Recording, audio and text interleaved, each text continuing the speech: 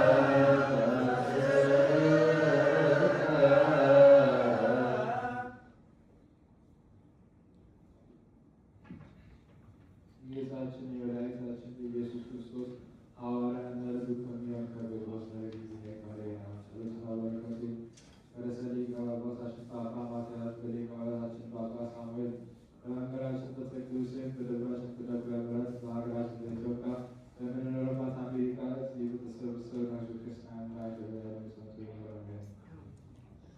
የመጀመሪያው የሐዋርያው ቅዱስ ጴጥሮስ መልእክት ምዕራፍ 4 ቁጥር 12 እንግዲህ እወቁ፣ ወደዚህ ሥራ አትሩጡ።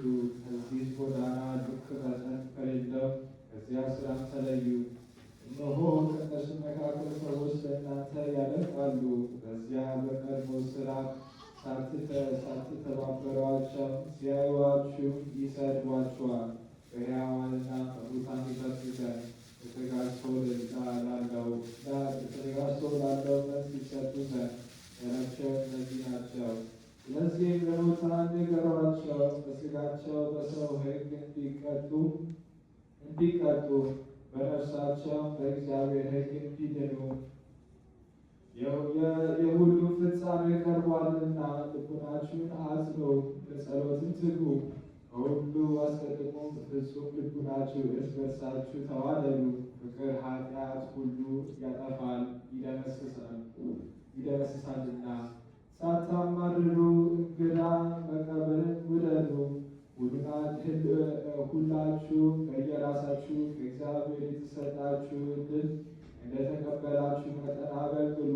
እንደ በጎ አገልጋይ እያንዳንዱ እግዚአብሔር ስጦታ እየራሱ ነውና፣ የምታስተምሩም የእግዚአብሔርን ቃል አስተምሩ። የሚላክን በሰጠው በእግዚአብሔር ኃይል ይላክ። እግዚአብሔርን በሁሉ ይመሰገን ዘንድ በኢየሱስ ክርስቶስ ጌትነት ከኃይልነት ለዘላለም ገንዘቡ የሚሆን አሜን።